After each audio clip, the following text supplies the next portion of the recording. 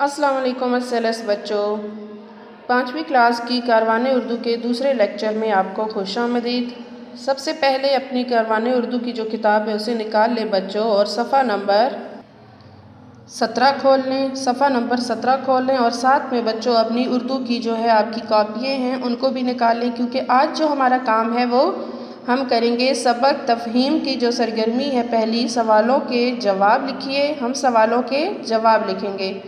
सबसे पहला सवाल जो है बच्चों वो आप देखें, वक्त की पाबंदी से क्या मुराद है। सबक के अंदर हमने पढ़ा था बच्चों, तो बताइए वक्त की पाबंदी से क्या मुराद है। हम क्या लिखेंगे? किसी भी काम को मुकर्रर वक्त पर करना वक्त की पाबंदी कहलाता है। जी बच्चों, तो हमने क्या लिखा है इस सवाल का जवाब? किसी भी काम को मुकर्रर वक्त पर करना वक्त की पाबंदी कहलाता है। अब सवाल नंबर 2 देखें बच्चों, कामयाबी हासिल करने के लिए कौन सी बात ज़रूरी है। हमने पढ़ा था बच्चों कामयाबी हासिल करने के लिए कौन सी बात ज़रूरी है? शाबाश, वक्त की पाबंदी। तो हम क्या लिखेंगे? इसका जवाब हम लिखेंगे बच्चों, कामयाबी हासिल करने के लिए वक्त की पाबंदी बहुत ज़रूरी है। अब देखिए, ज़रूरी के ज़ुआत में आपने शोशे का ख्याल रखना है, क्योंकि अगर आप शोशा नहीं डालेंगे तो ये लफ्ज़ आपका गलत हो जाएगा बच्चों, इसीलिए शोशों का बहुत ख्याल रखिएगा। क्या जवाब हम लिखेंगे? कामयाबी हासिल करने के लिए वक्त की पाबंदी बहुत ज़रूरी है। अब अगला सवाल देखिए बच्चों, वक्त एक अनमोल दौलत है, वजाहत कीजिए। ठीक है, यानी वक्त एक अनमोल दौलत है, हमने उसकी वजाहत करनी है कि कैसे। तो बच्चों हमने पढ़ा था कि वक्त इसलिए अनमोल दौलत है क्योंकि वो वक्त वो चीज़ है जो हम वापस हासिल नहीं कर सकते। तो हम इसका जवाब क्या लिखेंगे?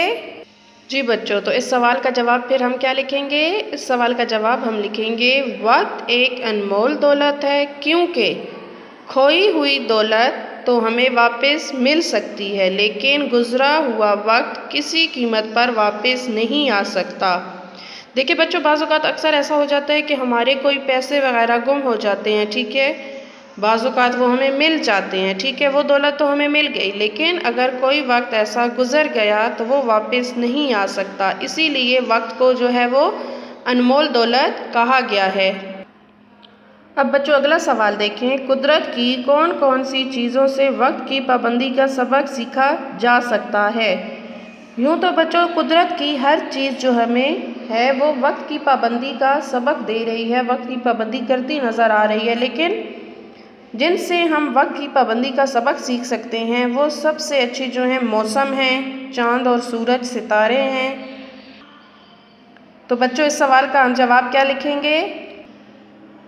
जी तो बच्चों इस सवाल का जवाब हम लिखेंगे, यूँ तो कुदरत की हर चीज़ हमें वक्त की पाबंदी का सबक देती है, मगर मौसमों का अपने वक्त पर बदलना, चाँद, सूरज और सितारों का अपने वक्त पर तुलू और ग़रूब होने से वक्त की पाबंदी का सबक सीखा जा सकता है। जी तो बच्चों अब अगला सवाल देखिए। अगला सवाल है, वक्त की पाबंदी के 2 फ़वाइद लिखिए। बच्चों यूँ तो वक्त की पाबंदी के बेशुमार फ़वाइद हैं, लेकिन हमने यहाँ पर कितने लिखने हैं? जितने हमसे पूछे जा रहे हैं। वक्त की पाबंदी के 2 फ़वाइद लिखे, तो हम इसका जवाब वक्त की पाबंदी के 2 फ़वाइद में लिखेंगे। जी तो बच्चों नंबर 1 जो फ़ायदा है वक्त की पाबंदी का वो हम क्या लिखेंगे? जो लोग वक्त की पाबंदी करते हैं वो अपने मकासद में कामयाब होते हैं। और नंबर 2 जो है वो हम लिखेंगे, वो लोग दुनिया में इज़्ज़त और खुशहाली हासिल करते हैं।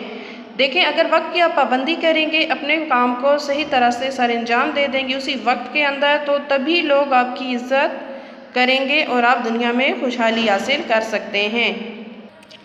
अब अगला सवाल देखें बच्चों, जो लोग वक्त की पाबंदी का ख्याल नहीं रखते उन्हें क्या क्या नुकसानात उठाने पड़ते हैं। क्या सवाल है? जो लोग वक्त की पाबंदी का ख्याल नहीं रखते उन्हें क्या क्या नुकसानात उठाने पड़ते हैं। जी तो बच्चों इस सवाल का हम क्या जवाब लिखेंगे?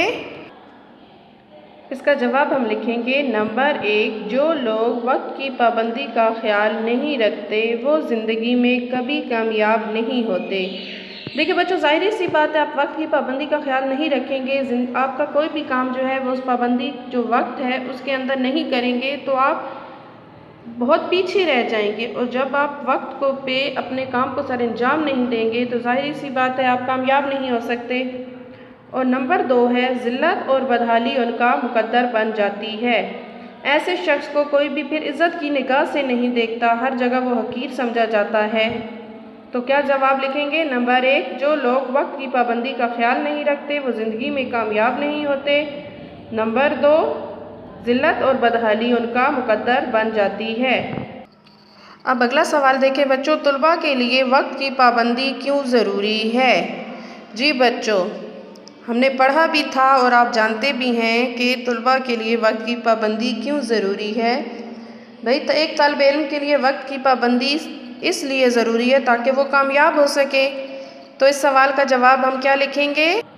तो इसका जवाब जो है वो हम लिखेंगे, तुलबा के लिए वक्त की पाबंदी कामयाबी हासिल करने के लिए ज़रूरी है।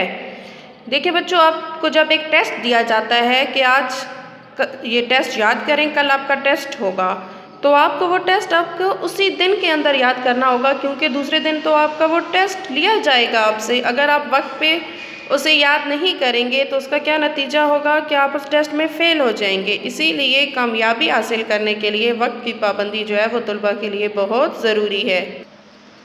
अब अगला सवाल देखें बच्चों, और देखें अगला सवाल तो बहुत ही अहम है आप लोगों के लिए।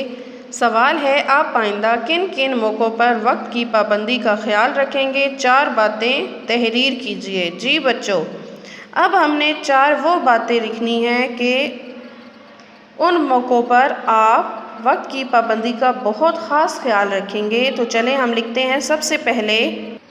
अब देखिए बच्चों, यहाँ पर हमने सबसे पहले क्या लिखा? सुबह सवेरे उठना। नंबर 2 हमने लिखा वक्त पर नमाज अदा करना।